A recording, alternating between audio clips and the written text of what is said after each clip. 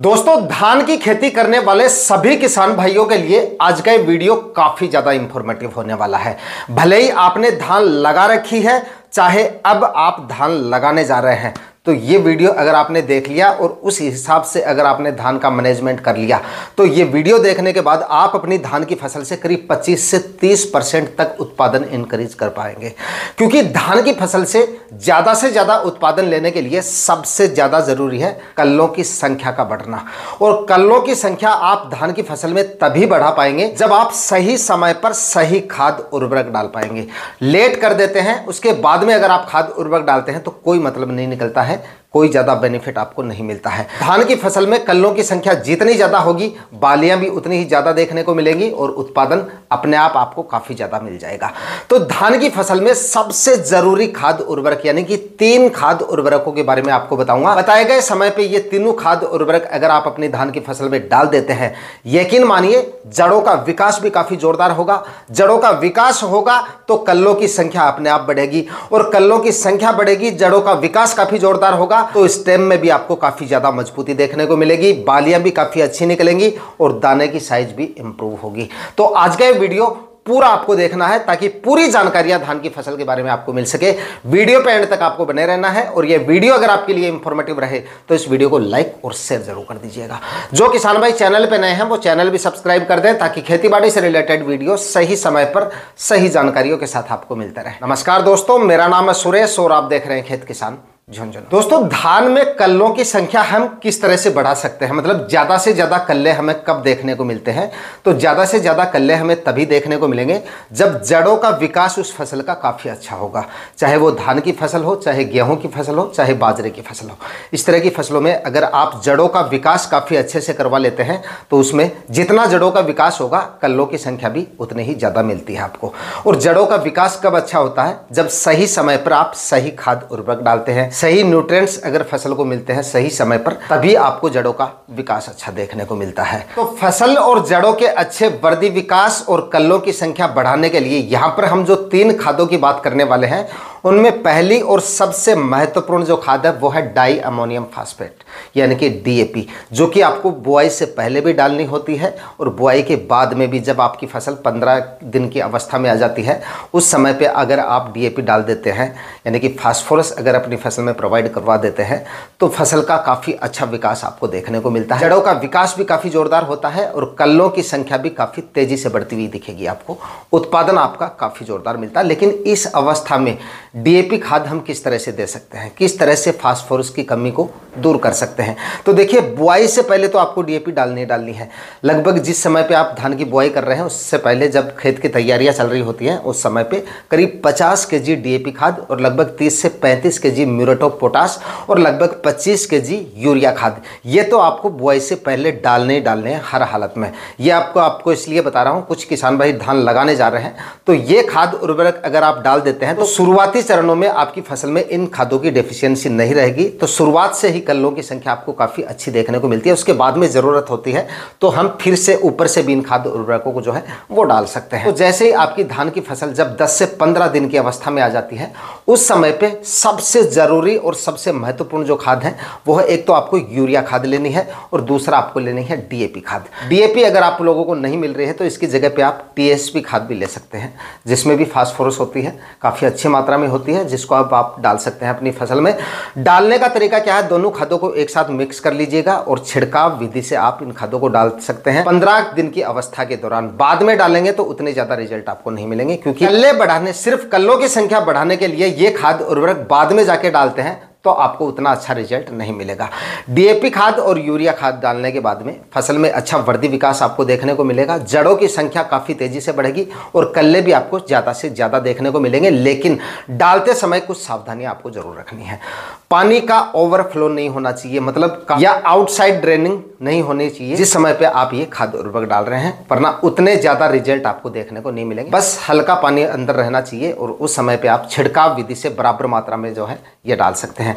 डाली जाने वाली खाद की मात्रा की बात करें तो लगभग 40 से 50 केजी 1 एकड़ में आपको डीएपी खाद लेनी है और इसके साथ ही करीब 20 से 25 केजी यूरिया खाद। बुआई से पहले अगर आपने डीएपी खाद इतनी ही मात्रा में डाल दी है तब आप ये खाद जो है इसकी मात्रा जो है थोड़ी सी कम कर सकते हैं अपने खेत के हिसाब से, और फसल में रिक्वायरमेंट के हिसाब से इसकी मात्रा कम की जा सकती है। लेकिन नहीं डाली है अब तक आपने तो 50 kg एक बैग जो आप DAP खाद का ले लेना है, और लगभग 20, 25, 30 kg यूरिया खाद ये डाल दीजिएगा। उसके बाद में क्या डालना है, उसके बाद में देखिए जैसे आपकी फसल 20 दिन की अवस्था में आ जाती है, उसके 5-7 दिन बाद में आपको क्या करना है, इसमें जिंक सल्फेट काफ़ी किसान भाई रिकमेंड करते हैं धान की फसल के लिए, और मैं भी आपको यहाँ पे रिकमेंड करता हूँ, लेकिन रिक्वायरमेंट होने पर ही आपको डालना है। जैसे DAP और यूरिया आपने डाल दिया, उसके 5-7 दिन बाद में भी अगर आपको फसल में थोड़ी वीकनेस दिखाई दे रही है, हल्का पीलापन भी अगर आपको दिखाई दे रहा है, जिंक की कमी अगर आपको लग रही है, तो जिंक सल्फेट आप जो है डाल सकते हैं। 7 से 8, 9, 10 kg तक आप डाल सकते हैं, जिसमें जिंक का परसेंटेज लगभग 20, 25, 33% तक आप ले सकते हैं, और सल्फर जो है इसमें लगभग 70 से 80% तक जो सल्फर आती है वो ले सकते हैं। जिंक सल्फेट एक साथ आपको मिल जाता है तो वो आप ले सकते हैं, लेकिन ध्यान रहे रिक्वायरमेंट के हिसाब से आपको डालना है। इससे भी फसल में काफ़ी अच्छा हरापन आपको देखने को मिलता है, जड़ों का विकास इससे भी अच्छा होता है, फसल में क्लोरोफिल की मात्रा भी बढ़ती है। और हाँ देखिए, इसमें कई बार क्या होता है, मौसम में बदलाव के कारण अचानक से मौसम में बदलाव होता है और उससे फसल स्ट्रेस में चली जाती है कई बार, तो इससे भी आपकी फसल को ये बचाता है जो आप सल्फर डाल रहे हैं। तो जिंक सल्फेट भी आप डाल सकते हैं अपनी फसल में रिक्वायरमेंट के अनुसार। उसके बाद में सबसे ज़रूरी और सबसे महत्वपूर्ण खाद की ओर बात कर लेते हैं कि अब आपको कौन सी खाद डालनी चाहिए जब आपकी फसल 30 से 40 दिन की अवस्था में आ जाती है। अब चलिए जी, आपने धान की फसल में खाद उर्वरक जो है सही समय पर डाल के कल्लों की संख्या भी बढ़ा ली, फसल में हरापन भी काफ़ी अच्छा खासा आ गया। अब 30-35 दिन की अवस्था में कौन सी खाद की ज़रूरत होगी, तो देखिए अब ज़रूरत होगी ऐसी खाद की जिससे जो स्टेम है आपका, फसल का जो स्टेम है वो थोड़ा सा मजबूत हो जाए। स्टेम की साइज जितनी हैवी रहेगी, बालियाँ भी उतनी ही ज़्यादा हैवी मिलेंगी आपको, क्योंकि अगर स्टेम वीक रह गया तो बालियाँ भी आपको वीक मिलेंगी, और बालियाँ वीक रहेंगी तो उत्पादन आपको अच्छा नहीं मिलेगा। तो स्टेम की साइज बढ़ाने के लिए अब आपको क्या करना है, अब आपको यहाँ पर एक स्प्रे लेना है जी, और इस स्प्रे से जड़ों का विकास भी इस अवस्था में और होगा, स्टेम की साइज भी बढ़ेगी, और स्टेम की साइज बढ़ेगी तो बाली का साइज भी आपको अच्छी देखने को मिलेगी, और दानों की साइज में भी वृद्धि होगी, यानी कि दाने भी आपको काफ़ी अच्छी साइज के और अच्छे चमकदार दाने आपको मिलेंगे। मतलब उत्पादन की जो क्वालिटी है वो भी इससे बढ़ती है। यहाँ पर आप काम में ले सकते हैं NPK 05234। इस अवस्था में ध्यान रहे, ये स्प्रे जब आप कर रहे हैं इस समय पे आपकी फसल का अच्छा विकास होना जरूरी है, पत्तियों की साइज अच्छी रहनी चाहिए इस समय पे, तभी स्प्रे का रिजल्ट आपको प्रॉपर मिल पाएगा।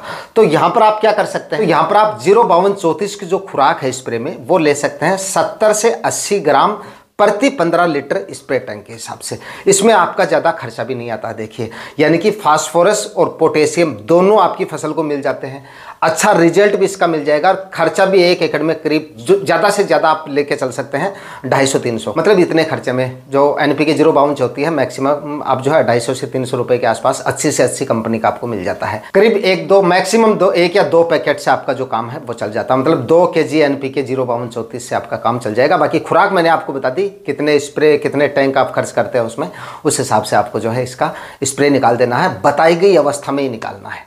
बताई गई अवस्था का मतलब है 30, 35, 40 दिन की अवस्था तक, जब आपको ऐसा लगे कि भाई अब हमें स्टेम की साइज बढ़ानी है और फसल की वृद्धि विकास हो गया है, कल्लों की संख्या भी बढ़ चुकी है और अब बाली निकलने का समय आ रहा है, उससे 10-5 दिन पहले आपको जो है ये स्प्रे कर देना है। सही समय पर स्प्रे होना ज़रूरी है। काफ़ी किसान भाई लेट कर देते हैं, या तो काफ़ी जल्दी कर देते हैं, या फिर लेट कर देते हैं, तो उसका प्रॉपर रिजल्ट जो है वो नहीं मिल पाता है। धान की फसल में जैसे मैंने आपको शुरू में बताया DAP और यूरिया अगर आप डाल रहे हैं तो उसमें भी आपको प्रॉपर रिजल्ट, देखिए पानी जितना ज़्यादा भराव रखा है आपने, मतलब पानी जितना ज़्यादा रखेंगे और ऊपर से ओवरफ्लो हो रहा प्लॉट, पानी की ड्रेनिंग आउटसाइड में हो रही है, तो ऐसी कंडीशन में जो खाद उर्वरक डाल रहे हैं आप उसका 40-50% ही रिजल्ट मिलेगा, आपको प्रॉपर रिजल्ट नहीं मिलेगा। तो पानी का फ्लो कम रखें और उसके बाद में DAP आप डालें। खर्चा कम करना चाहते हैं, काफ़ी किसान भाई कहेंगे भाई DAP का खर्चा तो काफ़ी ज़्यादा हो जाएगा, क्योंकि 1400-1500 रुपये का आपका जो DAP है उसका बैग आ जाता है उस पर, उसके बाद में DAP खाद। तो इस खर्चे को कम करने के लिए DAP की जगह आप SSP खाद का इस्तेमाल कर सकते हैं, SSP ले सकते हैं। इसका मतलब और भी अच्छा रिजल्ट, मतलब DAP जितना रिजल्ट अगर आपको इसका लेना है तो एक बैग तो आप ले लीजिए एसएसपी का, जिस समय पे आप डाल रहे हैं, और इसमें आपका सल्फर भी आ जाता है इसमें, है ना, तो वो भी आपका अच्छा रिजल्ट आपको मिल जाएगा इसका। तो एक बैग एसएसपी का ले लीजिए और इसके साथ में 1 एकड़ में 3 kg के आसपास NPK 05234 या NPK 1261 भी ले सकते हैं। 1261 लेंगे तो 61% फास्फोरस होता है।